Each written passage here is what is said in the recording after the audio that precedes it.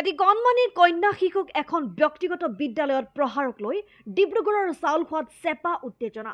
চাউলখোৱাৰ 37 number ৰাষ্ট্ৰীয় ঘাইপথৰ প্ৰায় কাষত থকা ব্যক্তিগত প্ৰিপেৰেটৰী স্কুল ডিভাইন পিছৰ কেজিত শিক্ষা গ্ৰহণ কৰি থকা ৰেশমা বেগম আৰু আছিক ৰহমানৰ কণমানি কন্যা শিশুটিক বিদ্যালয়তে বেয়াকৈ প্ৰহাৰ কৰাৰ গুৰুতৰ অভিযোগ উত্থাপিত হৈছে। অভিযোগ অনুসৰি বৃহস্পতিবাৰে দিনৰ ভাগত ক্লাছত শিক্ষাদান চলি থাকোঁতেই এগৰাকী শিক্ষয়িত্ৰীয়ে কণমানিগৰাকীৰ গালত প্ৰহাৰ কৰে, যাৰ ফলত কণমানিগৰাকীৰ গালৰ কিছু অংশ ফুলি ৰঙা পৰি যায়। বিদ্যালয় ছুটিৰ সময়ত মাতৃ ৰেশমা বেগমে শিশুটিৰ এই অৱস্থা দেখি প্ৰথমে শিক্ষয়িত্ৰীগৰাকীক সোধে আৰু শিক্ষয়িত্ৰীগৰাকীয়ে প্ৰথমে এলাৰ্জিৰ বাবে এনে হয় বুলি কয় যদিও ৰেশমাৰ মতে পাছত শিক্ষয়িত্ৰীগৰাকীয়ে কণমানিগৰাকীক প্ৰহাৰ কৰাৰ কথা স্বীকাৰ কৰে।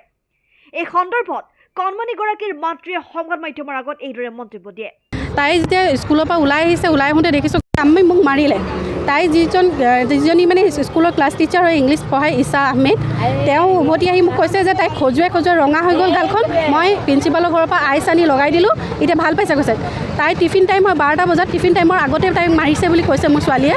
উল্লেখ্য যে ৰেশমা আৰু আছিকৰ কন্যা সন্তানটিৰ কিছুদিন পূৰ্বে এক জটিল অস্ত্ৰোপচাৰো সম্পন্ন হৈ গৈছে। মোৰতো ছোৱালী আৰু ইয়াত নপঢ়াওঁ আৰু নালাগেও।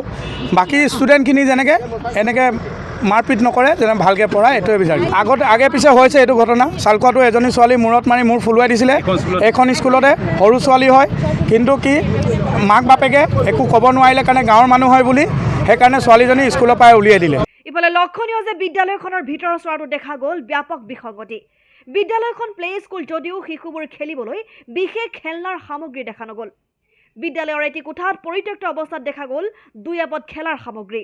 এই কথাষাৰ সত্য হয়, তাৰ ওপৰত ব্যৱস্থা লোৱা হ'ব, অন্তত আহিব লাগিব ন।